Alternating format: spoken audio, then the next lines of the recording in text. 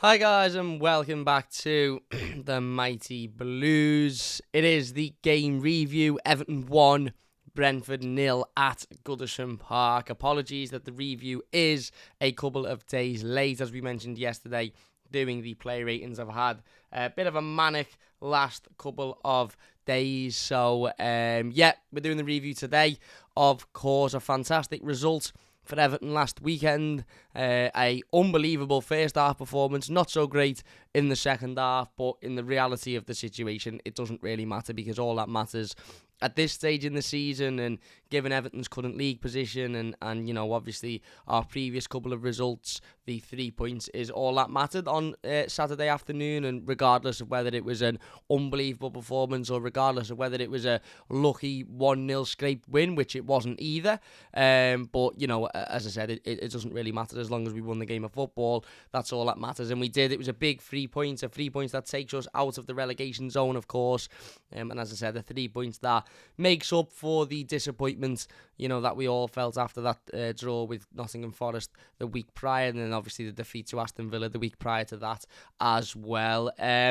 Again, it was always going to be a difficult game, this one. Brentford, I believe, hadn't lost a Premier League game since October before this one, so it was never ever going to be an easy task, to expect to turn up and beat them, regardless of the fact that, it was at Goodison Park, and regardless of the fact that I think we can all admit that, Everton's best chance of staying in the Premier League this season and picking up as many points as possible will be those remaining games at Goodison Park.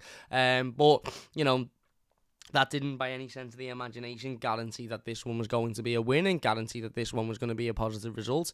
It was a proper Sean Dyche performance. It was the type of performance that made me sit there after the game and think, would we have won that game with Frank Lampard in charge of the football club? And I don't think we would have. And that's not just me having a pop at Frank Lampard because it's easy to, or me saying that because, there's no proof that that can go against that argument. That's a genuine opinion of mine. I don't think Everton win that game of football under Frank Lampard. I really don't. I think, we showed a lot of resilience.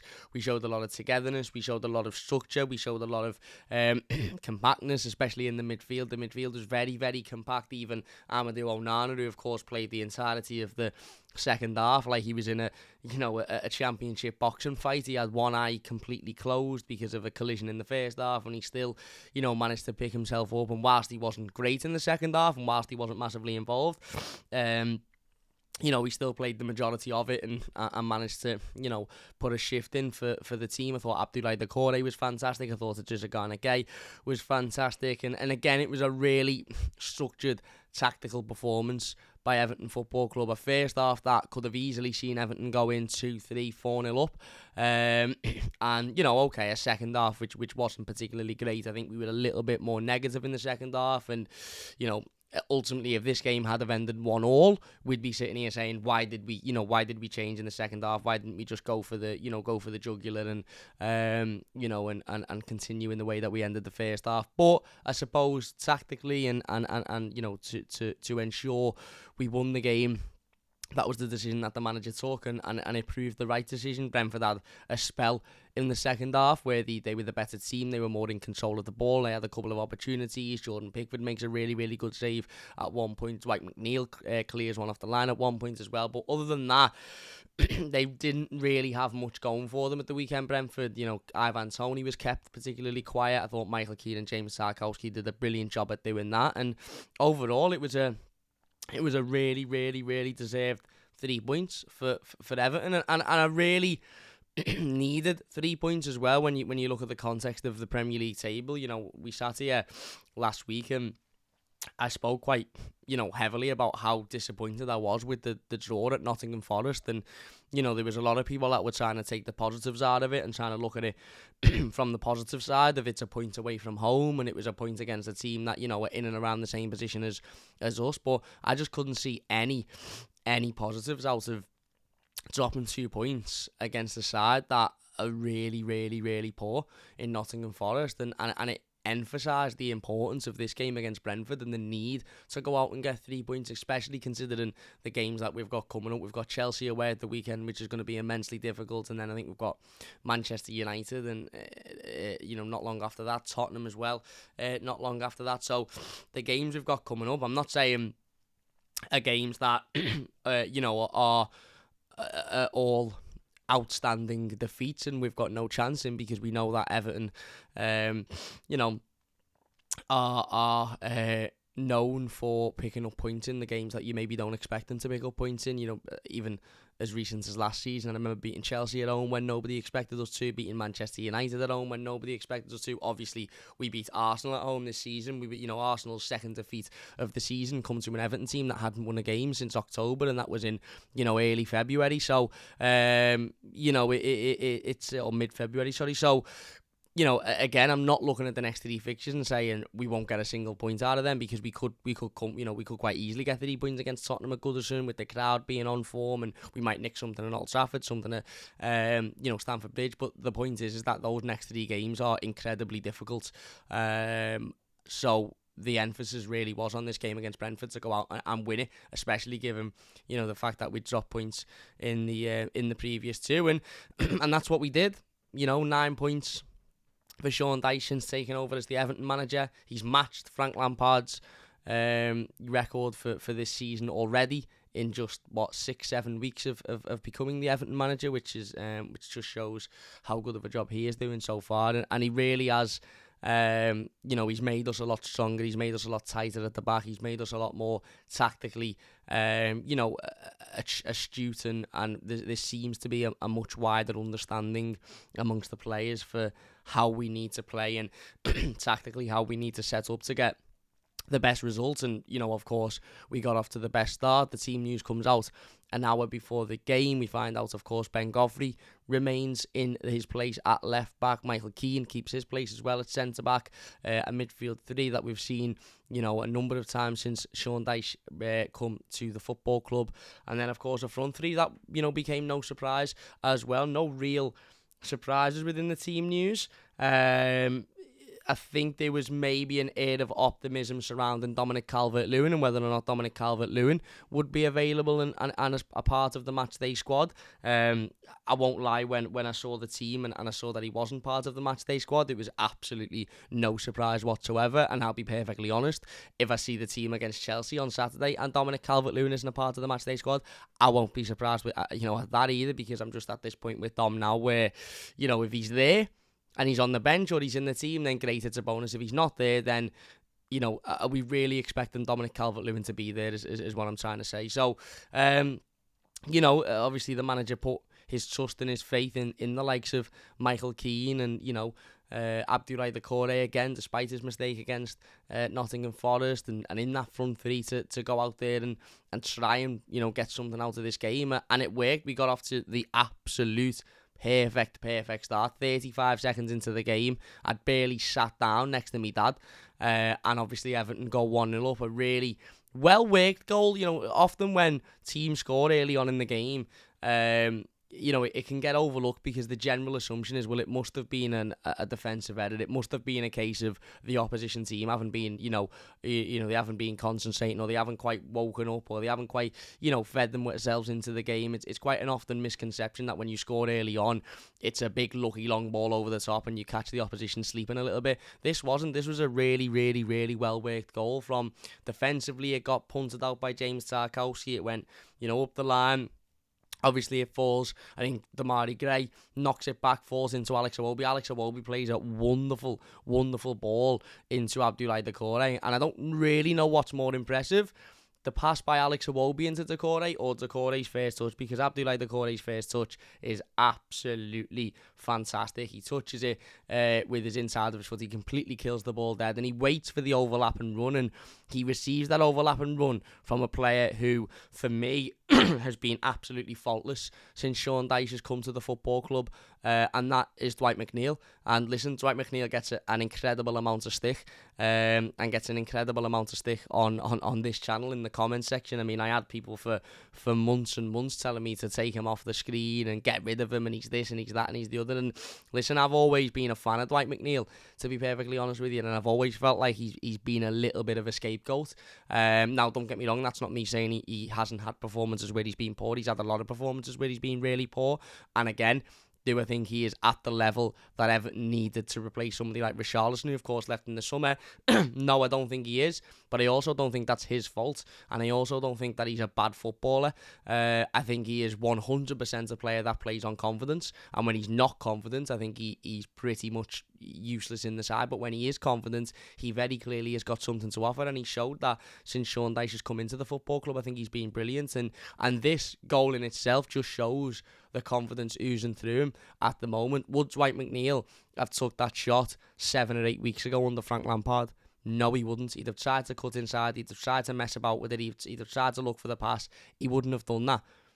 Whereas this time, he gets the ball, he goes in, he goes out, he goes back in, and he absolutely, pardon me language by the way, if there's any kids watching, he absolutely twats it. And it's a mad goal. I've watched it back 3 or 4 times, and the way he hits it, it's like a goal you'd see on FIFA, and that you'd then watch back and go, oh, the trajectory and the way in which that went in just isn't realistic. It wouldn't happen like that. It was really, really mad how he hit it, and it just stayed so straight. Straight, why does I say that like that? So straight, and just aimed straight into the corner. The goalkeeper had absolutely no chance, and as I said, it was the absolute perfect start, and I couldn't be happier for Dwight McNeil, because, you know, I put my neck on the line in the summer, as I'm sure a lot of you will have seen, and said that, you know, I think he'll score 10 goals for Everton this season. He's got 4 now in the Premier League, 3 goals in the Premier League so far. I am going to count as 2 goals against Dynamo Kiev in a friendly, so that's already 5. But no, I put my neck out and said I think he'll be a decent signing, and if you use him well and you don't rely on him too much, he is a player with quality, and he's a player that will win you games with that quality, and he showed that at the weekend. It's a really, really good touch, inside, outside, and then a fantastic sight of the ball. You could see how much it means to him. You could see how, how much confidence he's playing with at the moment. And he's deserved that, because he's been very, very, very good over the course of the last few weeks. And, you know, okay, he hasn't scored. And even in the games that we've lost, for me, he's been the standout player. He's been the player that's worked the hardest. He's been the player that's been involved the most. And in every one of those last 4, 5, 6 games, he's put in at least 2 really, really good crosses into the box, whether it be, you know, crosses up in the air, or whether it be balls fizzed across the box, and there's just simply been nobody there to get on the end of them. I mean, I can think of about 4 off the top of my mind where he's put a wonderful ball in, and Neil Maupay's been waiting for the bus to get into the box, and he's been absolutely nowhere near where he should have been. So, you know, made up for Dwight McNeil, as I said, a really good ball in by Alex Iwobi, and a fantastic touch, and then obviously, you know, well moved on by Abdoulaye Doucouré, and it's the perfect start. We're 1-0 up, you know, almost before anybody's got the chance to sort of, you know, digest what's gone on. Everton are 1-0 up in a game of football, and they often say, you know, it's the worst time to score right at the start of the game, because then you've got 90 minutes of constant pressure from the opposition team. But this actually felt like a really, really good time to score, because Everton have had massive issues in front of goal recently. We all know that. You know, I was at Forest a couple of weeks ago, and I was in disbelief at the fact that we'd managed to score 2 goals. Everton have had real big issues in front of goal, and we're really not in a position to, you know, decide when a goal is at a good time or not a good time. Any time to score a goal is a good time at the moment for Everton, because of the fact that we don't score a lot of them. But I do think this one come at a really good time, because it was right at the start of the game, and what it almost meant was,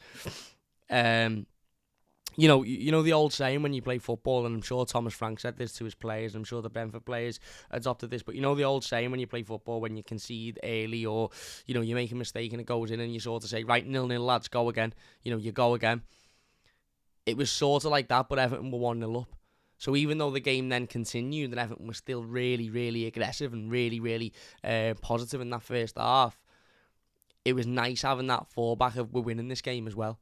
So as long as we don't make any silly mistakes, because let's be honest, we haven't conceded many goals recently where you sort of hold your hands up and go, do you know what? That was a really, really, really good goal by the opposition. That it was really well played. It was a really well taken strike. It was just a really good goal by the opposition. We haven't conceded many of them. In fact, somebody will correct me, but I can't remember the last time I watched Everton concede a goal and I said, do you know what?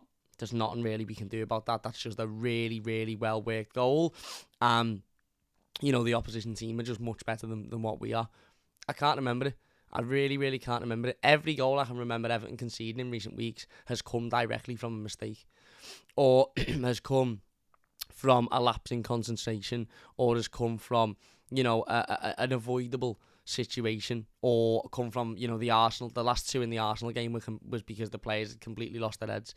So when you go 1-0 up so early on, you're almost then adopting that mindset of, well, as long as we don't do anything stupid and make a silly mistake, then we should be okay, yeah. And we didn't. I thought, obviously, Brentford's, biggest threat and main goal threat was Ivan Toney, and I thought he was dealt with perfectly by the two centre-halves. I thought Michael Keane and James Tarkowski were outstanding for the entirety of the game. And, every other half opportunity that Brentford had, especially in that first half, nothing come of it. They put a couple over the bar, they put a couple wide, and Jordan Pickford had to make a couple of routine stops. But other than that, nothing really nothing really come to it. Nothing really was there was no questions asked of Everton, and Everton were surprisingly really, really positive. And don't get me wrong, I think that come from the manager. I think there was one or two ways that game could have gone.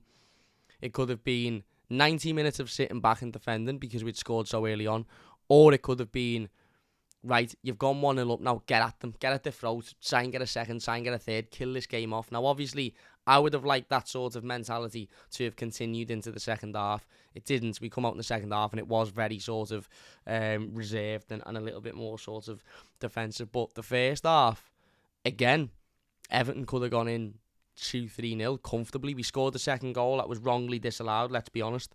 Wrongly disallowed for handball. If it was up the other end, it wouldn't have been disallowed, and if it was, for certain other teams, it maybe wouldn't have been disallowed as well. Amadou Onana misses one that I'm still scratching my head at watching it back now, thinking how has he missed that. Iwobi has one cleared off the line, which is unfortunate. We had another couple of half opportunities. Michael Keane has a header from a corner where their goalkeeper just decided he wanted an ice cream and just come running out. And Michael Keane nods one wide, and you're sort of sitting there thinking, and it was a case of, usually I'd be sitting at half time usually, and I'd be turning around to my dad saying, we're going to rue them chances. And if it was 0-0, maybe I would have said that. Maybe if we'd have gone in at half time 0-0, I'd have sat there and I'd have said, you can't have all of those opportunities and not score them. Maybe the fact we went in 1-0 was the difference in the way I was thinking. But I wasn't really thinking like that on Saturday. We went in at half time and I thought, these aren't very good, or they're certainly not very good today. I usually get a lot of stick when I have a go at opposition teams, but I'm not really arsed. Brentford were absolutely horrendous on Saturday. Horrendous. And they're obviously not a horrendous team because they've not lost a game of football since October before Saturday, so they're obviously not a horrendous team, but they were horrendous on Saturday. They offered nothing in that first half. The second half, they grew into it a little bit, and we allowed them to get a foot on the ball, and we allowed them to come forward a little bit more. But in that first half, it was all Everton. It was all Everton, and I remember thinking, that was a really confident, assertive first half of football against a team that, as I mentioned, hadn't lost a game since October. A really, really positive half of football, and again, one that Everton should have gone in 2-0 up at the very least, and if it's 2-0, the game is over. I firmly believe at that point. All you've got to do is soak up that 10 or 15 minutes after the, into the, first 10 or 15 minutes in the second half, of pressure, and then, the opposition team starts to not believe that it's possible. So it should have been 2-0 if the referee was capable of doing his job, but it then could have been 3-0 if Amadou Onana puts what, I think is a really big missed opportunity away, or if Iwobi maybe is a little bit more fortunate and he doesn't hit it straight to the goalkeeper, or if Michael Keane's a little bit more accurate. Everton had opportunities to go in 4-0 up. Now, obviously, it's if buts and maybes, and it didn't happen like that, and we went in 1-0 up, but it was a really, really, really positive showing from Everton, and it was, do you know what it was? It was a reaction. It was a reaction from, the defeat to Aston Villa a couple of weeks ago, but also, it was a reaction to what was a disappointing result against Nottingham Forest. There's no two ways about it. When you're in a relegation battle and you're winning away from home twice and you still don't come away winning that game, that's disappointing. So we've seen a reaction. The players seemed a lot more on it. As I said, the shape was brilliant. The midfield were fantastic at the weekend. Like I mentioned before, Amadou Onana sort of slowed down a little bit in the second half because he had one eye. But other than that, I think in the first half he was really active. Garner, I thought, was much better, much more in control, winning everything back, nicking the ball pretty much faultless. Takore was much better as well, getting about, covering every sort of blade of grass, everywhere their midfield went, our midfield went as well. It was just a really, really, really positive first half of football, and probably, and listen, I might be wrong in saying this, and people can disagree, and I'm sure that people that are watching live will disagree and will let me know, but quite possibly the best first half of football I've seen from Everton in a long, long, long, long time. I mean, I can't remember the last time I watched a first half of football that was that convincing. Now, of course, the hope is that you come out in the second half and you can continue that, but maybe that's an unreal expectation considering the position that we're in, and there would have been risks to that. The risks to that would obviously have been, Everton to have have got forward again in the second half and tried to play in the same way and being hit on the counter attack. And when you've got a goal scorer as prolific as Ivan Toney, on the opposition team, that can be a bit dangerous. But it was a really, really positive first half, and one that I would like to see a lot more from Everton. Now, don't get me wrong, again, I don't think you're going to see that many times away from home, but at Goodison, there's very, very winnable games there that Everton can perform like that and come away with all 3 points. Anyway, before we talk about the second half, which was a complete contrast, luckily enough for us, it didn't end in anything other than a win for Everton, but it was a complete contrast in terms of performance. Let's have a little look at some of the live comments before we do go in to talking about that. Wonderlust says, we broke a really good unbeaten streak with the Brentford win. Yeah, we did. The Matty Bosch says, all right, Cam, hope you're good, mate. I'll take the win however we can get it any day. Absolutely. I think Frank got lucky in the games he won, in my opinion. Dyche hasn't fluked the win. Been down to hard work, taking one of a few chances we create. Well, yeah.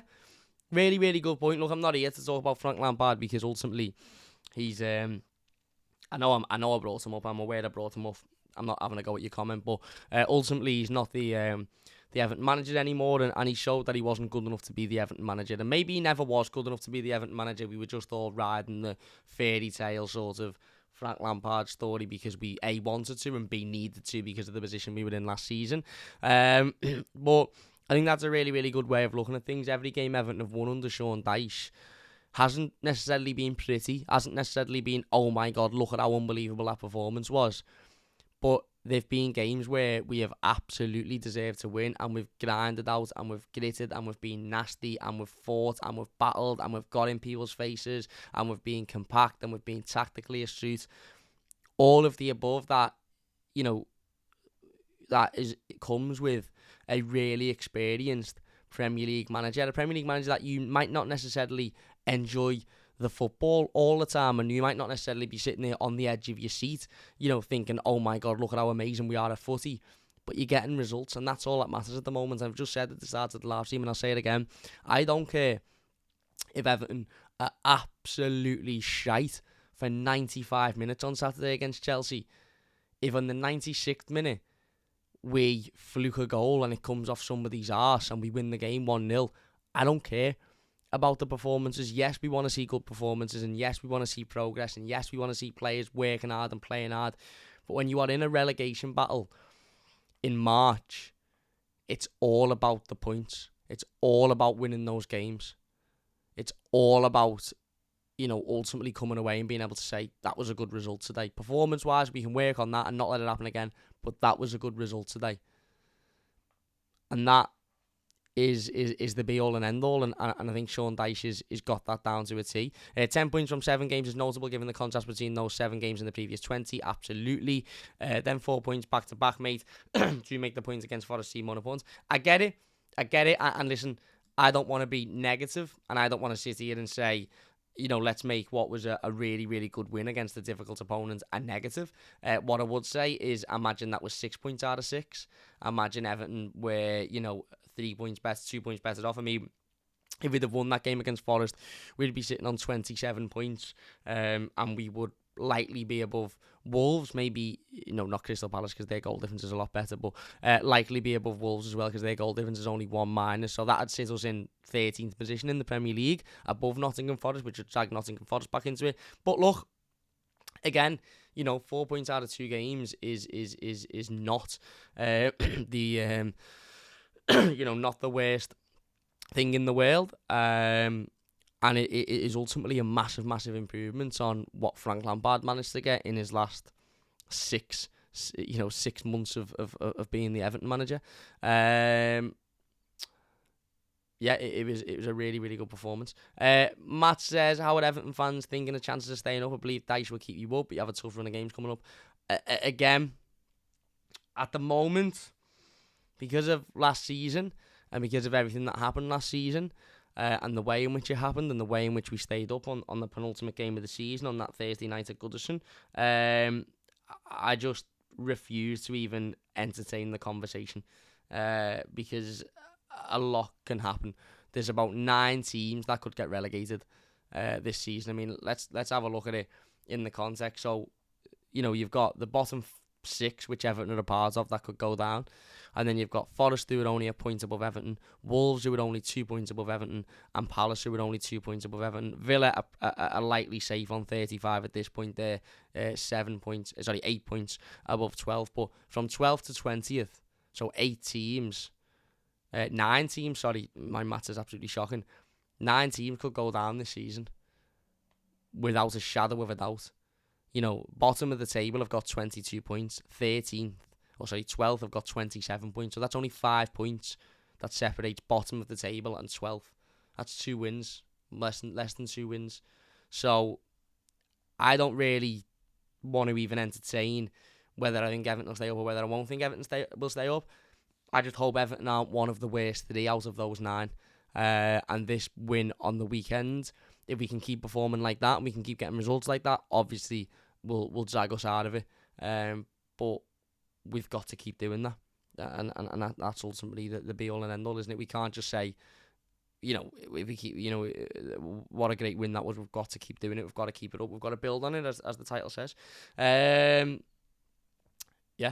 TheMightyBlues says, I don't think they expected us to aggressively press so early on. I don't think they did.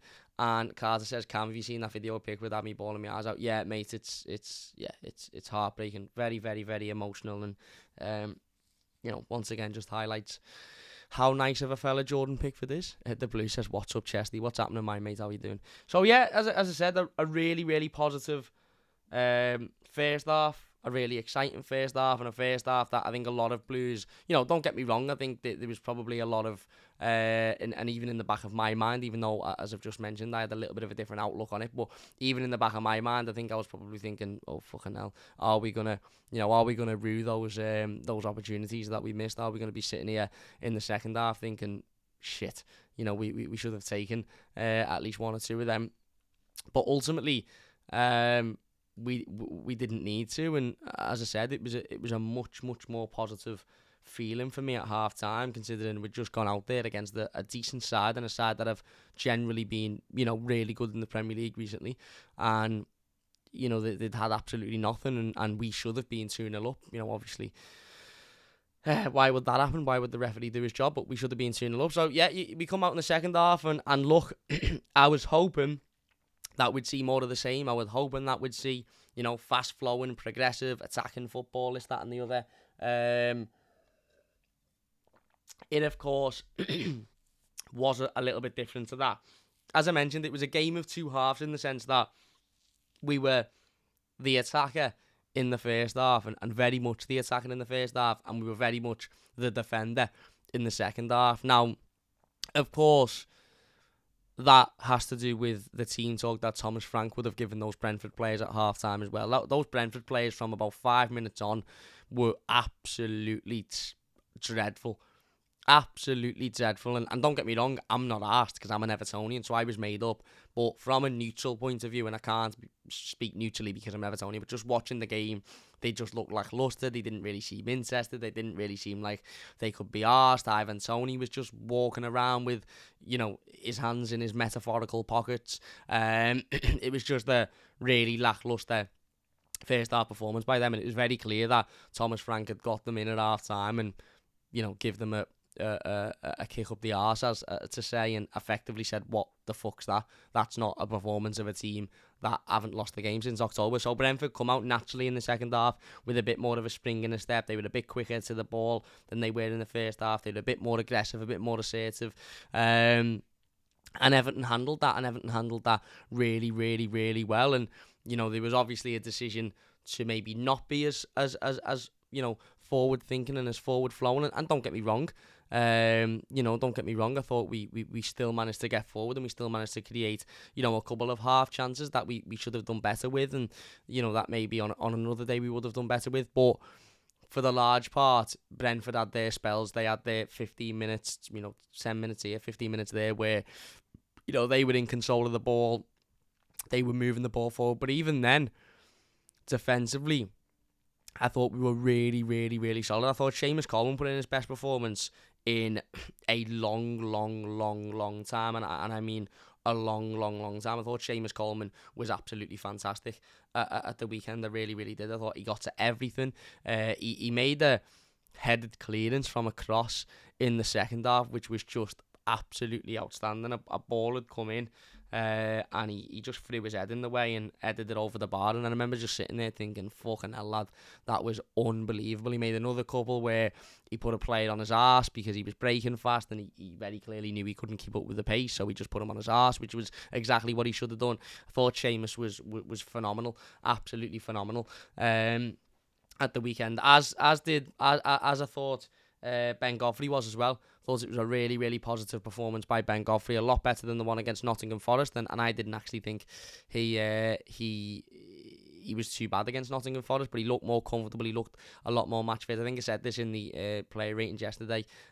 You could quite clearly tell against Nottingham Forest that Ben Godfrey hadn't played a lot of football recently and wasn't necessarily at that match fitness or match sharpness we need him to be, whereas this game, I think was a bit different. I think he was a lot more on it. I think he was quicker to every ball. Even in the first half, he had a couple of moments where I thought he was going to get a nosebleed because he ran past the halfway line. I was sort of sitting there thinking, fucking hell, lad, watch yourself. But no, I thought his performance was really good. The two centre-halves, I think, were really solid. Michael Keane, although, he had a head like a 50p in the first half when he put that header over the bar, I thought defensively he was really, really impressive. Really, really impressive. And, I just hope that Michael Keane is now in a similar position to Dwight McNeil, in the sense that they're now players playing with confidence and with belief in their own ability. It's difficult when you talk about Michael Keane, isn't it? Because again, I don't want to be negative and I don't want to have a go at him for the sake of it, but I've had this conversation numerous times about Michael Keane on this channel, where 1 week he'll be absolutely brilliant and we'll be sitting here saying, let's hope he can build on it and let's hope he can get confidence from it and this, that and the other, and then, the week after he makes a mistake and you're sort of thinking, right, back to square one, get him out the team.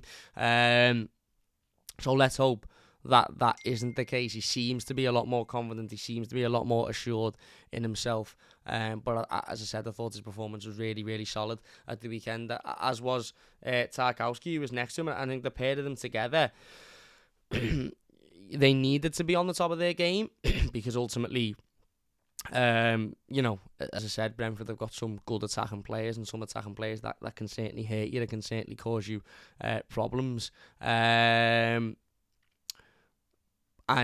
they were on the game, and that's exactly what happened. As I said, I think the midfield was still persistent, getting involved, picking the ball up, running with it. Onana a little bit less so, but we've already mentioned his injury before. But yeah, don't get me wrong, a little bit of a nervy second half. Brentford had their opportunities, as I mentioned. One cleared off the line by Dwight McNeil, so he won that game twice for us effectively. And, a couple of other ones. Jordan made a really, really good save at one point, as I've just mentioned. He had the Coleman one where he headed it over the bar. But generally, not a lot come our way, and we weren't put under an immense amount of pressure. The Blues says, what does the location mean? That's Goodison Park, mate. That's the centre circle at Goodison. Generally, we weren't put under a lot of pressure.